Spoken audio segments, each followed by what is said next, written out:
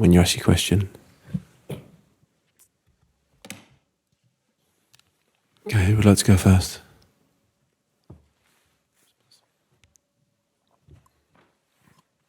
Hello, Gareth. Forgive me for getting to this particular point first, but Jordan Henderson was booed when he was substituted. It seems to be the Saudi thing that's got people upset. What did you make of it? I really don't understand it. He's a player who, I think, 79 caps now for England. His commitment and what he's delivered for England is exceptional.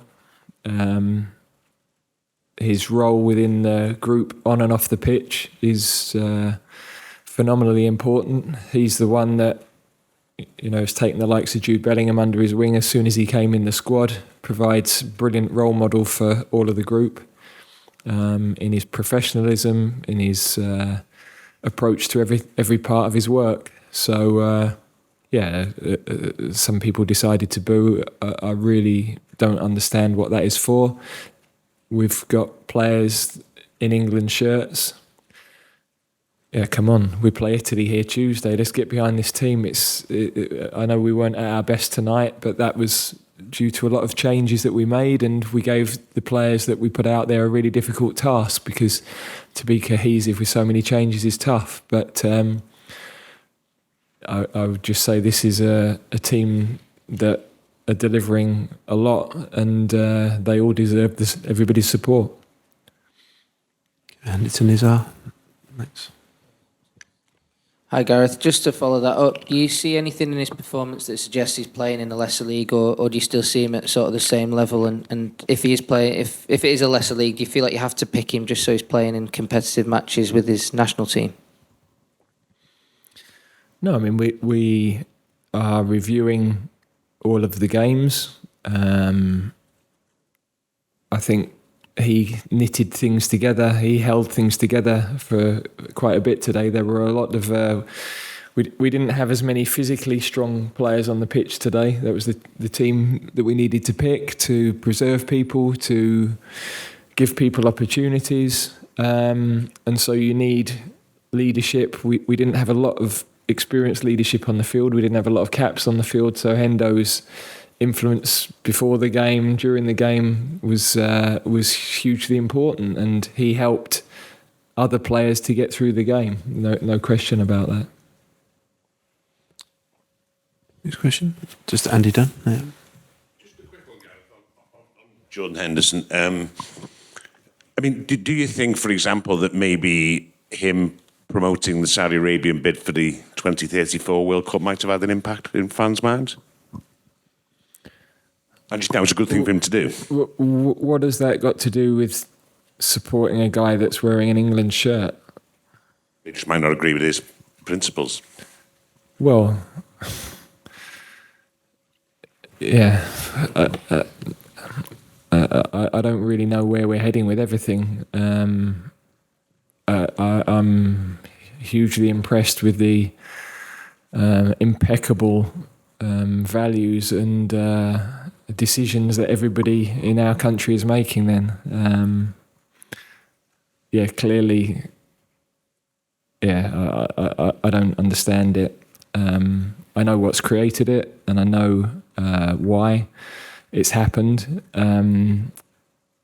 but it defies logic to me that you would give a player who's playing and putting his heart and soul into playing for England, why boo him? How's that going to help him or help the team? Matt Law. Gareth, hi. Were you pleased that the pre-match minute silence and the respect paid towards the victims of Israel and Palestine all passed sort of successfully, as it were, without any interruptions? And just also, are you aware that the FA has also received some quite heavy criticism from the Israeli FA in terms of the not lighting the arch and other things? I was really pleased that the moment of silence was respected.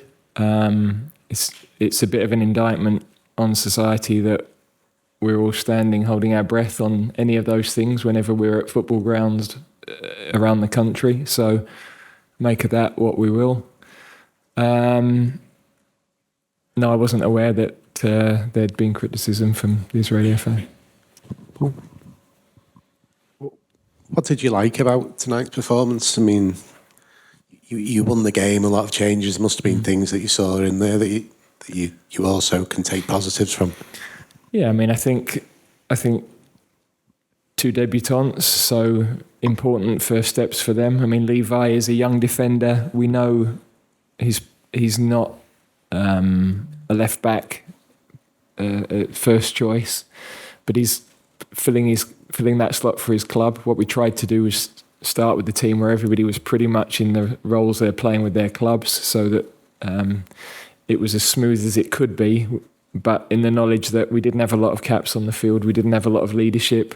Normally we'd be putting one or two of those lads in with a lot more experience and a lot more continuity, so it was extremely hard for that group of players, and it was completely understandable we weren't as cohesive, and we knew that was a risk. I thought at times we would use the ball better than we did, but we didn't. So, and then out of possession again, when you're not used to working together as a group and the pressure's not quite right, teams can play through you and you can look vulnerable on the break. So, I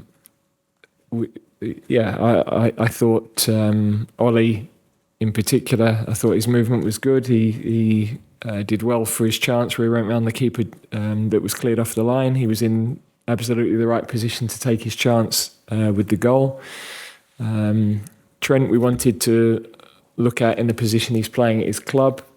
Difficult for him to find space in there tonight. In the end, he found more space dropping just to the side of the block rather than in there. I think at times that's a learning process he's going through, drifting into that midfield and finding the space. And then when we popped him in there for the last 20 minutes as one of the two in there, I thought him and Calvin found better angles, and with the quality of John and Kieran coming on with the ball as well, we used the ball much better. We had complete or more complete control of the game. So 30 minutes for John Stones was also very important for us. To get him onto the pitch. We're managing that recovery carefully. We're combining really well with his club on all of that. But he's a world-class player, and it was great to get him up and running. Thanks. Next question. Hi, Gareth. I just wanted to ask what you thought of Lewis Dunk's performance and whether you see him perhaps being a kind of long-term partner to John Stones in the future.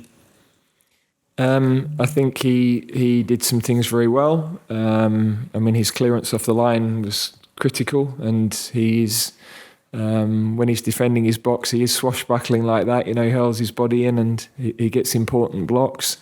At times he used the ball well. You know, he is composed. He's developed so much as a player since he was last with us, with Graham and then with Roberto, the work that they're doing.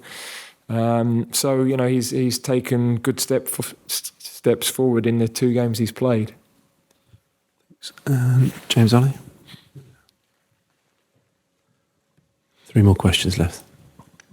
Hi, Gareth. Sorry to go back to Jordan, but I think you said in an earlier answer, you said, I know what's created it and I know why it's happened.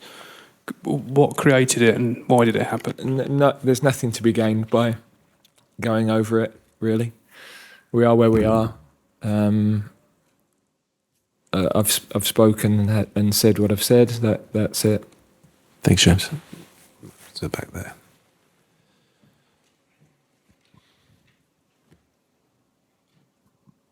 Hi, Gareth.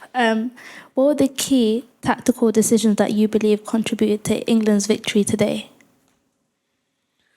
I don't think it was a win because of how we played. We had enough quality on the pitch to be able to create a couple of important moments. But, you know, we know that all the changes, the inexperience of the team, it was really tough for the players that played. Set them a really difficult challenge. So it was great that they got the win. It was important to keep winning because if we lose the game or you give a goal away at the end, then you leave here on a bit of a low, and it sets the game up now with Italy, which is, in the end, it's very hard to prepare the squad when they know ultimately this week really is about the Italy game, and it's impossible to dress that up any other way. So, but for the players that played, for some of them their Wembley debut, for some of them their England debut,